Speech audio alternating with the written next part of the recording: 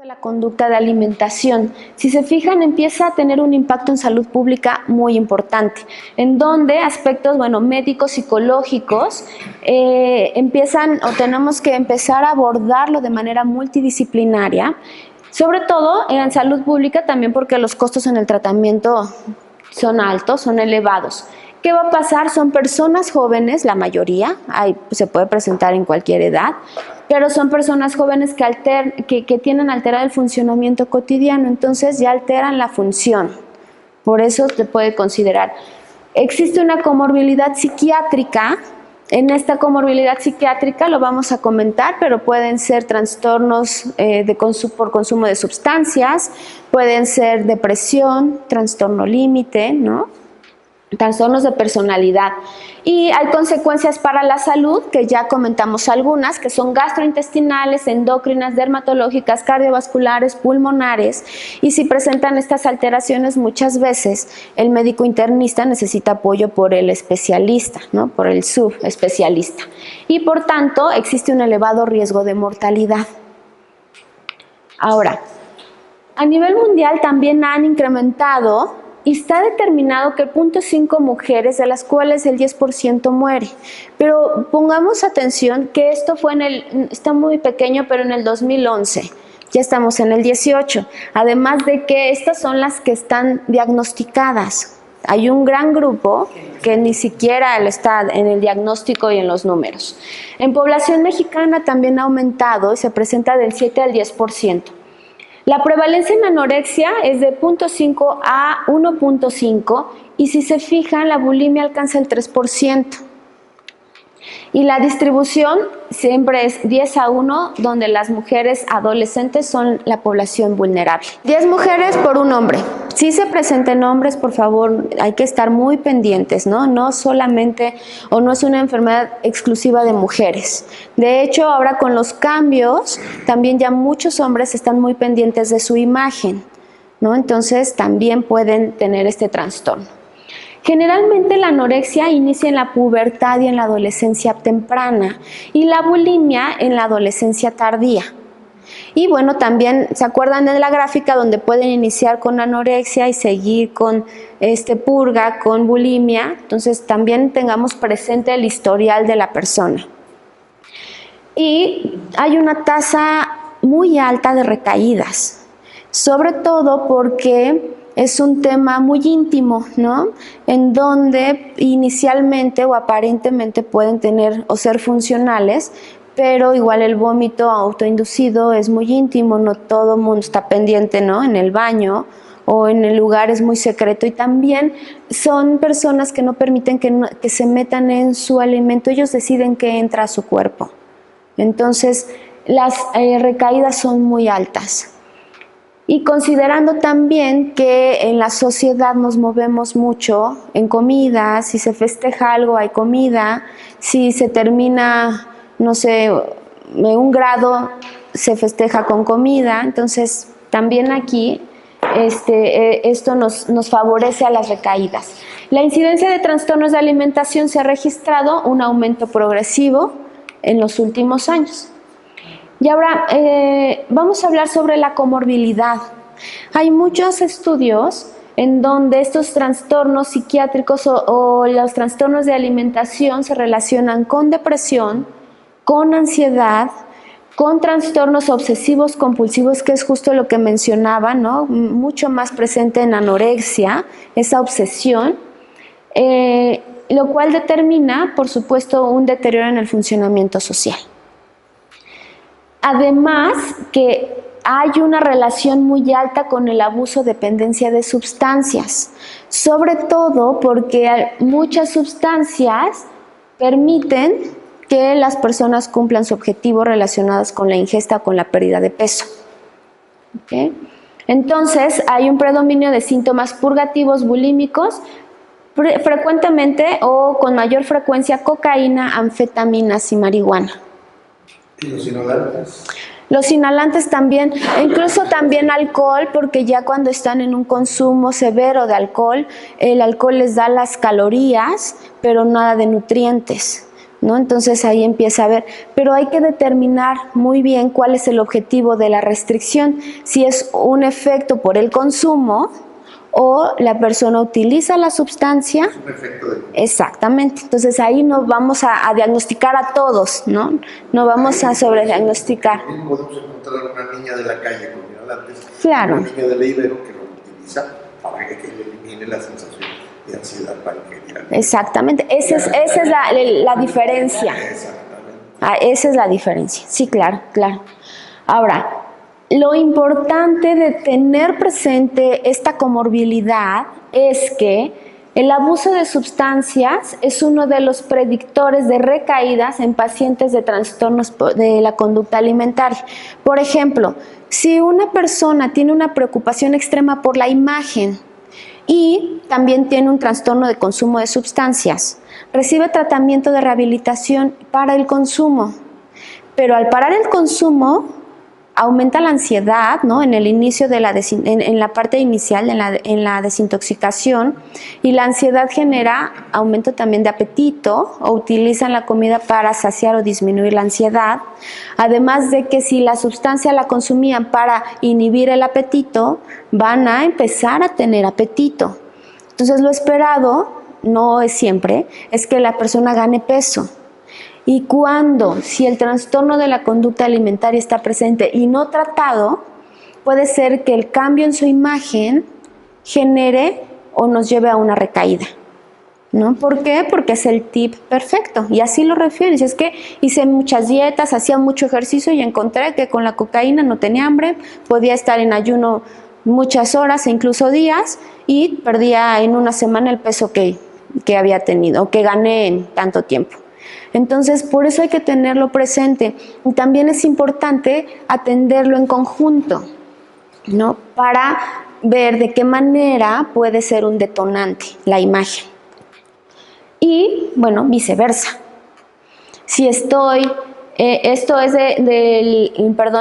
una rehabilitación en adicciones, pero si al revés, paro la conducta, pero el consumo me genera ayuno, o me inhibe el apetito, o me genera vómito, entonces es así como están ligados. ¿Okay? Y vamos, estos factores o esta etiología también lo han visto muchísimo en adicciones.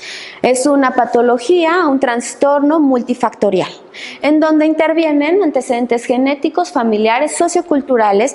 Adolescencia, recordemos que es una patología que puede iniciar en la adolescencia temprana y tardía, y todos los temas individuales. Si vamos al área genética, se han encontrado que existe una heredabilidad del 50 al 80%. Es alto, ¿no? Y vamos también muy de la mano con lo que se vive en la familia, que son dietas restrictivas, pueden inducirse el vómito y lo pueden ver como muy normal, ¿no?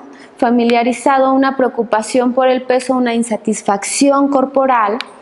Y fíjense cómo está, el 88% lo han encontrado que tiene una heredabilidad en anorexia, del 58 al 83 en bulimia, y en trastorno por atracón del 41 al 57. En realidad sí hay un antecedente importante, un porcentaje alto. Oye, ahora, se ha encontrado el alelo A1 del gen TAQ1A, y fíjense aquí, del 30 al 40% disminuyen los receptores de dopamina. Me voy a pasar a este cuadro que me parece muy interesante y explica. La dopamina se menciona mucho también en adicciones, ¿no? En donde los niveles basales de dopamina bajos, por supuesto, la dopamina es la que participa en el circuito de recompensa. Si tenemos niveles basales bajos de dopamina, la recompensa va a ser baja, ¿no? Disminuida. Por lo tanto, necesitamos más estímulo para poder liberar esta dopamina. Entonces aumenta el consumo de sustancias, aumenta el consumo de alimentos en mayor cantidad para poder sentir ese placer. ¿Okay? Eso está relacionado con los receptores de dopamina y sí está estudiado. Y también se comenta en los receptores o en el gen de la serotonina. Entonces ahorita vamos a mencionar cómo participa la serotonina en esta conducta. Y fíjense, estamos hablando preadolescencia, adolescencia, vamos a instalarnos en estos cambios que presentan, que son cambios en la imagen, ¿no? Por el desarrollo, el crecimiento, una búsqueda de independizarse, nuevas relaciones, presiones en la escuela y están desarrollando la identidad. Esto nos puede llevar a pérdida de control. Pero si agregamos presiones culturales, mucho mayor pérdida de control, estrés y pensamientos negativos o autoestima, entonces nos lleva a dietas y esto puede instalarse en un trastorno de la conducta alimentaria. Por supuesto, comentarios negativos sobre la imagen, el peso, la silueta, que inconscientemente tanto familiares como amigos se pueden estar haciendo. Además de los factores individuales como depresión, obesidad, experiencias negativas en la infancia o factores familiares, depresión, trastorno alimentario, obesidad o adicciones. Entonces, es una etiología multifactorial. Entonces, fíjense, ya la etiología comentada, en donde puede ser que los papás estén muy en su tema en el trabajo, con alguna falta de comunicación de pareja, en donde los niños quedan a un lado, no están siendo cuidados o atendidos, ¿no? Por otro lado, en donde a nivel familiar tienen la imagen muy establecida, en donde verse bien, estar delgados, lo aprenden de su mamá o de primas o de familiares muy cercanas. Los medios de comunicación también, en donde ponen el prototipo de belleza, y esto agregado a una autoestima baja y una sensación de no ser suficiente. En el grupo de iguales, el rechazo o las burlas por la imagen, y además a nivel individual, buscando la autonomía, esto va a generar dietas, atracones y purgas por ansiedad, dietas para poder pertenecer a un grupo, lo cual nos lleva a un trastorno alimentario con consecuencias tanto psicológicas, médicas, ¿no? Sociales y de salud, con la necesidad de más control. Entonces entramos en este círculo buscando quedar bien con todos y pertenecer a un grupo, ¿no? Ahora, se han observado que existen rasgos de personalidad muy característicos, porque probablemente todos lleguemos a tener esta presión en algún momento, o todos pasamos por esta parte en la adolescencia. Sin embargo, no todas las personas se instalan en un trastorno de la conducta alimentaria, sino que existen rasgos de personalidad, en donde la presencia de estos rasgos se observa del 53 hasta el 93%, es muchísimo. Y se han encontrado conductas alimentarias similares como depresión, trastorno límite de la personalidad, rasgos obsesivos compulsivos. Anorexia está mucho más relacionada con el control, y bulimia está mucho más vinculada con la impulsividad, esa compulsión. Al relacionar los trastornos con determinados rasgos del temperamento y el carácter, esto es lo que determina el origen, el curso y la evolución. Se hizo un estudio en donde se identifican elevadas puntuaciones, por ejemplo en bulimia, en la búsqueda de sensaciones. Y en anorexia, al contrario, baja la puntuación en la escala de búsqueda de sensaciones. Sí, dentro de esto estamos hablando de trastornos de la personalidad, pero también estamos hablando del temperamento y del carácter, en donde el temperamento nos puede determinar el curso y la evolución del trastorno. Y aquí ponemos un ejemplo en donde se hacen estudios o se aplicó una evaluación, un instrumento encontrando puntuaciones elevadas en bulimia. En las personas que presentan bulimia hay puntuaciones elevadas en la escala de búsqueda de sensaciones. Y en anorexia es todo lo contrario, no tienen esa necesidad, esa búsqueda de sensaciones, es más hacia el control y la restricción. ¿Okay? No, al contrario. Considerando también que hay subtipos, que ya los mencionamos, entonces los rasgos obsesivos van del 27 al 61%. También pueden presentar timidez y dependencia, del 21 al 48, y ansiedad, que no la he mencionado, pero también es muy elevada la ansiedad. ¿Okay? El tipo de personalidad predominante queda comprendido en rasgos obsesivos, inhibición y conformismo.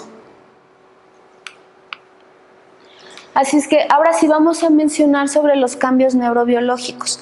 Ahora existen similitudes en la estructura cerebral y neuroquímica de los sujetos dependientes a sustancias y de los atracones.